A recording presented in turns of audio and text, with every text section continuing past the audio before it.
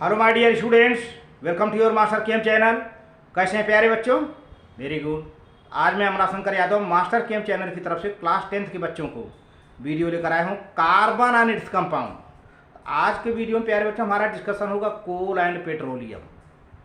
ये fossil fuel है, दरअसल कहा जाए। क्या होते हैं फॉसिल? हजारों लाखों वर्ष, हजारों अरब, कई 3 अरब वर्ष पहले की बात है। ऐसा माना जाता है कि कई ऐसा भूचाल आया, कोई ऐसा प्रलय आया जो कि पृथ्वी के नीचे तमाम पेड़ पौधे जीव जंतु सब दब गए, और दब गए तो उनका डिकम्पोजिशन हुआ। तो जितने प्लांट थे डिकम्पोजिशन होने से कोयला बना, और जितने एनिमल थे उनके डिकम्पोजिशन होने से पेट्रोलियम बना। तो ये पेट्रोलियम चूँकि इवापोरेट होता है, वॉलेटाइल होता है, तो पेट्रोलियम का नाम पेट्रोलियम क्यों पड़ा प्यारे बच्चों? एक्चुअली धरती के नीचे एक पेट्रा नाम का राक है, चट्टान। पेट्रा के नीचे ये लिक्विड पाया जाता है, तो चूँकि पेट्रा के नीचे पाया जाता है तो उस लिक्विड का नाम पड़ गया पेट्रोलियम। और लिक्विड और पेट्रा राक के बीच में थोड़ा सा गैप है, उस गैप में एक गैस भरी रहती है जिसको कहते हैं नेचुरल गैस, जो कि नेचर में बना हुआ है ना। तो पेट्रा राक हुआ। पेट्रा राक के नीचे थोड़ा सा नीचे लिक्विड है जिसका नाम पेट्रोलियम है, और उस लिक्विड और पेट्रा राक के बीच में गैप है, तो उसमें गैस भरी रहती है। गैस भरी रहती है, उस गैस को कहते हैं नेचुरल गैस, क्योंकि वो क्या है? Evaporated form of the petroleum. Petroleum का जो वेपर है वो है लिक्विड, तो नेचुरल गैस कही जाती है उसे। तो क्या है फ्लेम, कंप्लीट कंबस्चन क्या है, इनकम्प्लीट कंबस्चन क्या है, आज इसके बारे में हम डिस्कशन करेंगे। येलो फ्लेम क्या है, ब्लू फ्लेम क्या है, ये 10th क्लास के बच्चों को बोर्ड में खूब आता है और पढ़ के जाते नहीं, बड़ी बड़ी बातें पढ़ के जाते हैं और फ्लेम के बारे में उनका ज्ञान तक नहीं है। ब्लू फ्लेम क्या है, येलो फ्लेम क्या है, लाइट किस फ्लेम से मिलती है? ब्लू फ्लेम से मिलती है कि येलो फ्लेम से मिलती है? किस फ्यूल के कंबस्चन से ब्लू फ्लेम बनेगा, किस फ्यूल के कंबस्चन से येलो फ्लेम बनेगा, किस फ्यूल के कंबस्चन से फ्लेम बनेगा ही नहीं। इन सब बातों का बहुत ध्यान देना है, और यही आपका एग्जामिनेशन में क्वेश्चन बन जाता है बोर्ड के प्यारे बच्चों। तो चलते हैं, देखते हैं। हाँ तो प्यारे बच्चों, पहले कोल पेट्रोलियम के बारे में कुछ डिस्कशन हो जाए, तो हम पॉइंट वाइज दे रहे हैं। तो most of the fuels, fuel means ईंधन, most of the fuels which we use today are obtain from coal, petroleum and natural gas. Coal, petroleum and natural gas are known as fossil fuels. Fossil क्या है? जो पेड़ पौधे दब गए थे धरती के नीचे, उनको फॉसिल कहते हैं, और जिनके डिकम्पोजिशन से ये फ्यूल बना, कोल बना, पेट्रोलियम बना, natural gas. The fossils are the remains of the prehistoric animals, plants, buried बने जो दब गए हैं, buried under the earth, under the earth millions of years ago, million years ago पहले ये फॉसिल जो है पेड़ पौधे जीव जंतु जो दब गए थे, उन्हीं के डिकम्पोजिशन से नेचुरल गैस और पेट्रोलियम और कोल बना, ऐसा माना जाता है। Coal, petroleum and natural gas are known as fossil fuels.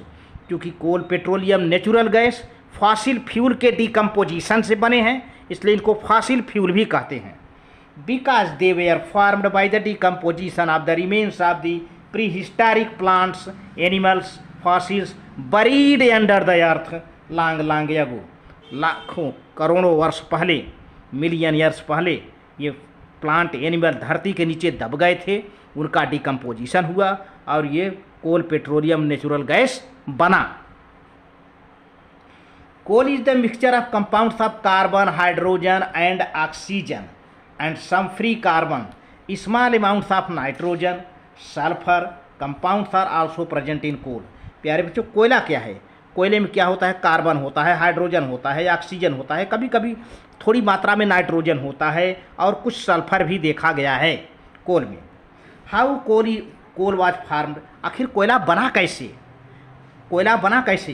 तो देखो, coal was formed by the decomposition of large land plants trees buried under the earth million years ago. मैंने बताया ना कि कोयले का फार्मेशन प्लांट के डिकम्पोजिशन से हुआ, जो कि मिलियन ईयर्स पहले धरती के नीचे दब गए थे। उनका डिकम्पोजिशन हुआ बैक्टीरिया के द्वारा, प्रेशर से इतना अधिक उस पर प्रेशर पड़ा, टेम्परेचर पड़ा, बैक्टीरियल डिकम्पोजिशन हुआ, तो कोयला बन गया, कोल बन गया।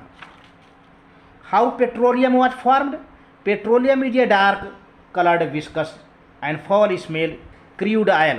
क्रूड माने कच्चा तेल, क्रूड ऑयल है पेट्रोलियम, कलर्ड है, विस्कस है और फॉल स्मेलिंग, अच्छा स्मेल नहीं रहता है इसका। The name petroleum was means rock oil, petra means rock, oleum माने आयल, तो पेट्रा नाम के राख के नीचे ये तेल पाया जाता है। It is called petroleum because it is found under the crust of earth trapped below the Petra rock. The crude oil, इसका पेट्रोलियम नाम इसलिए पड़ा क्योंकि पेट्रा राख के नीचे पाया जाता है, ये धरती के भीतर पेट्रा राख के नीचे पाया जाता है, इसलिए पेट्रोलियम हो गया नाम। The crude oil petroleum is complex mixture of several solids, liquids and gaseous hydrocarbons mixed with water, salt and earthen particles। तो कच्चा पेट्रोलियम ऑयल, क्रूड ऑयल को कहते हैं कच्चा पेट्रोलियम ऑयल को देखा जाए तो इसमें कई तरह के लिक्विड होते हैं, सॉलिड होते हैं, कुछ गैसियस सब्सटेंसेज होते हैं, हाइड्रोकार्बन होते हैं और साल्ट होता है, जिसका प्यारे बच्चों प्योरीफिकेशन होता है तो पेट्रोल बनता है।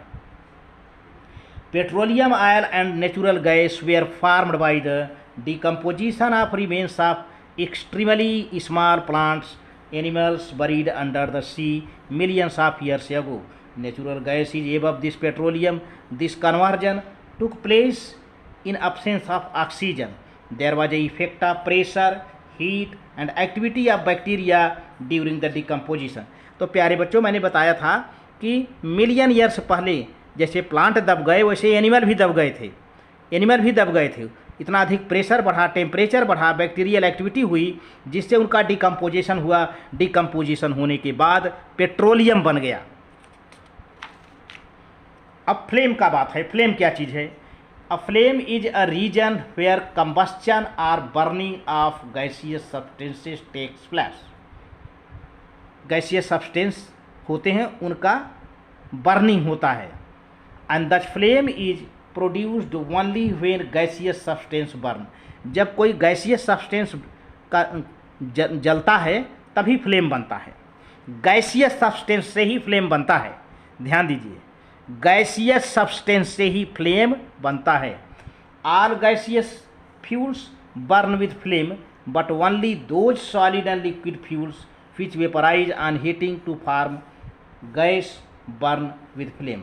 अब कुछ ऐसे फ्यूल हैं प्यारे बच्चों जो सॉलिड हैं, लिक्विड हैं, तब वो उनका कंबस्चन थोड़ा देर में होता है। सबसे पहले तो उनको हीट किया जाता है, तो वो क्या बनाएंगे, गैसियस वेपर बनाएंगे और तब उनका जो है कंबस्चन होता है।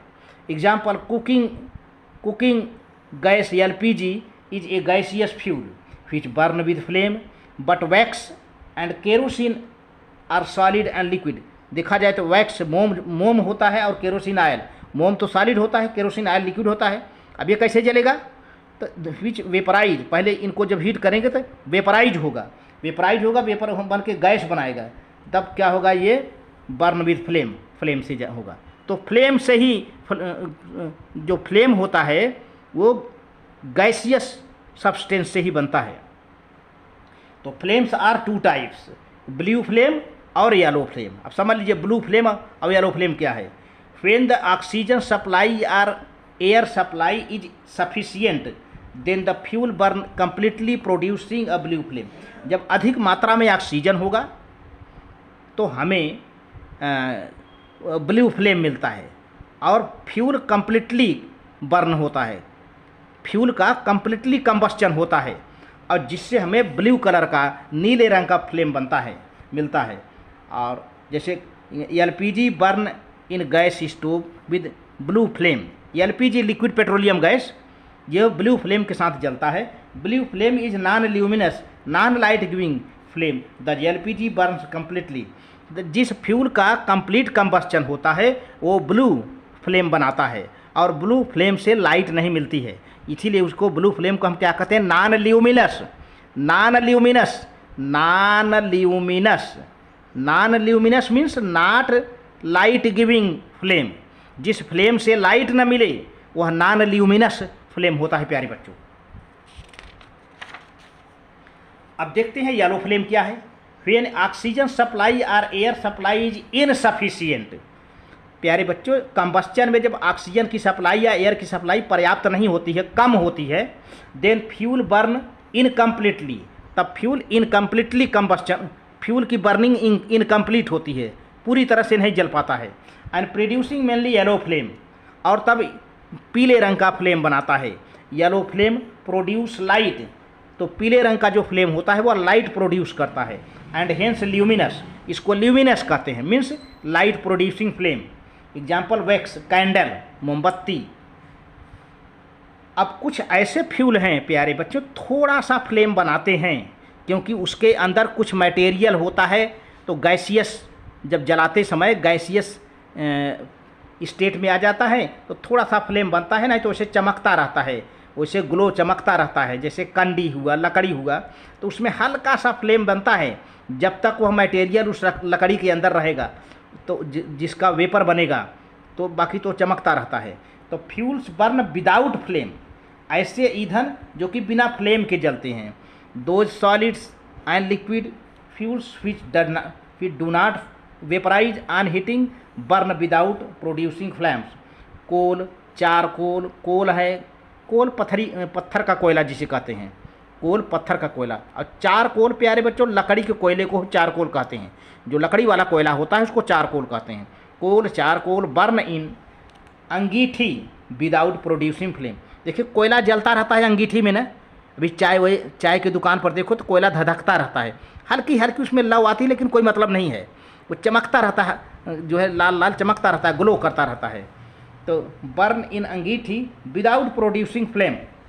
व्हेन कोल और चारकोल आर इग्नाइटेड, जब कोल या चारकोल को जलाया जाता है, the volatile substances present in them vaporise. जो वोलेटाइल माने क्या, उड़नशील, जो उड़नशील मटेरियल उनके अंदर होता है, सबसे पहले उनका वेपराइजेशन हो जाता है। और जब वेपराइजेशन होने लगता है तो उसी समय थोड़ा सा फ्लेम बनता है। दे burn with flame in the beginning, शुरुआत में जब वो आग पकड़ लेता है तो फ्लेम के साथ जलता है। क्यों फ्लेम आ गया, क्योंकि उसमें कुछ वोलेटाइल मटेरियल था जो वेपराइज हुआ और गैसियस स्टेट में आया, इसके वजह से फ्लेम बन गई। इसके बाद जो है when volatile substances present in them get burn, जब ये पूरी तरह से जल जाते हैं, the remaining coal, charcoal just glow, तब बचा हुआ कोयला या लकड़ी का कोयला केवल ग्लो करता है, चमकता है। And gives heat without producing any flame, और केवल हमें हीट देता है बिना फ्लेम को प्रोड्यूस किए। तो इस तरह से प्यारे बच्चों, वीडियो अच्छा लगे तो लाइक करके सब्सक्राइब करना, शेयर करना। थैंक यू प्यारे बच्चों।